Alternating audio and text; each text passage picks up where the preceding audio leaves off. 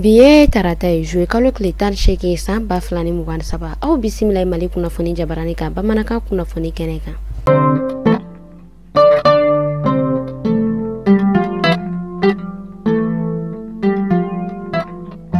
Kunnafoni daminɛna an ka premier ministre Dr Choguel Kokala Mayiga ale yɛrɛ kɔni ka ja dɔw b'a la ka yaala kunnafoni so sanfɛ ja min yɛrɛ kɔnɔna na a bɛ bɔ ka kumakan fɔ kumakan min yɛrɛ kɔnɔna na n'a bɛ bɔ k'a fɔ fɛn min yɛrɛ ye dantigɛlen ko k'o kɛ fanga ye o kɔnɔna na ani kuma caman ba n'a bɛ wele ko discours patriotique ko ka dabɔ kuma caman na ko ka baaraw kɛ baara minnu yɛrɛ ni olu yɛrɛ kɔni bɛ se ka sɔrɔ la don jamana in kɔnɔna na.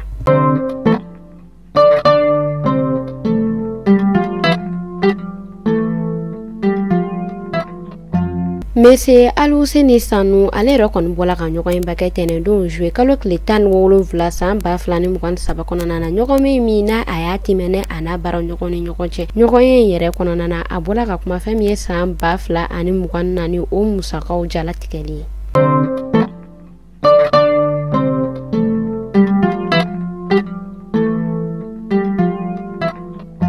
Amita Gawo Shifina jɛkulu min yɛrɛ ni o bɛ Gawo n'a bɛ wele ko Aljanabaja olu yɛrɛ kɔni bɔla ka wulikajɔ kɛ nin week-end in kɔnɔna na wulikajɔ min n'a a yɛrɛ kɔni bolila kare kɔnɔ wuluwulujiw bɔlen ani ɲamaw cɛni kɔnɔna kan walasa samiya in kɔnɔna na u bɛ se ka jiboli siraw olu kɔni sɔrɔ u ka quartier o kɔnɔna na cogo min na ani hɛrɛ ni lafiya kɔnɔna na. Baara in kɔnɔna na Gawo marabolo ɲɛmɔgɔ ale yɛrɛ kɔni bɔla ka foli ani tasebila kɛ Shifina ka jɛkulu ninnu olu kɔni ye.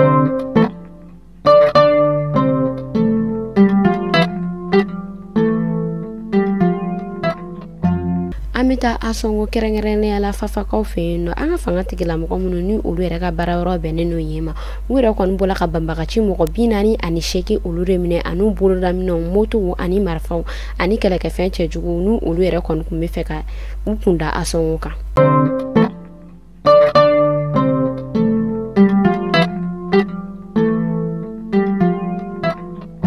Yusuf Kone ni ale yɛrɛ kɔni ni polisiw ka contrôleur général ba a bɔla ka kunnafoni di kɛ joué kalo tile 17 san 2023 kɔnɔna na kunnafoniya min yɛrɛ n'a kumana polisiw kan ko fɛn min yɛrɛ ye réseaux sociaux bɔlɔlɔ siraw k'u k'o baaraw jɔ fɔlɔ kɛrɛnkɛrɛnnenya yɛrɛ la n'u b'u ka forobafiniw olu kɔni kɔnɔna na fɛn min ye bɔlɔlɔ siraw ye k'u ka olu baaraw jɔ.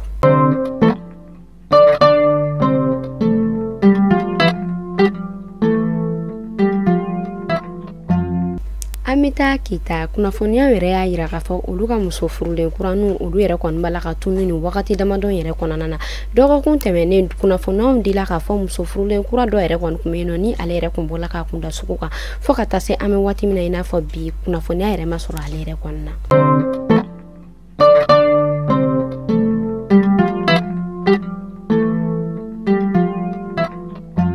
Mayinalakaw fɛ yen nɔ olu yɛrɛ kɔni bɛ gɛlɛya kɔnɔna na gɛlɛya min yɛrɛ ni ale kɔni sinsinnen don sogoko ani jɛgɛko o kɔni kan busew olu yɛrɛ kɔni bɔla ka kunnafoniya di kunnafoniya min ni o yɛrɛ y'a yira k'a fɔ fɛn min yɛrɛ ye misi ye ko o sɔngɔ gɛlɛyalen don kosɛbɛ musolakaw olu yɛrɛ kɔni kamana gana kosɛbɛ fɛn min yɛrɛ ni o yɛrɛ ye kunnafoniya di fɛn min ye fanga tigilamɔgɔ ye k'u ka dɛmɛ ni kɛw ma kosɛbɛ nin ko in kɔnɔna na.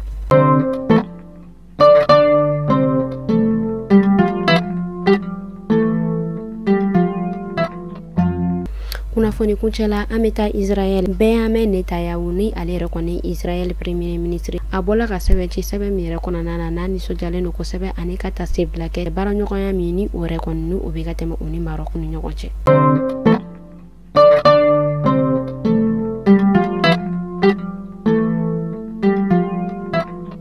Ni ne kun bɛ dansago kɛ bi kunnafoni na aw k'an bɛɛ siɲɛ wɛrɛ.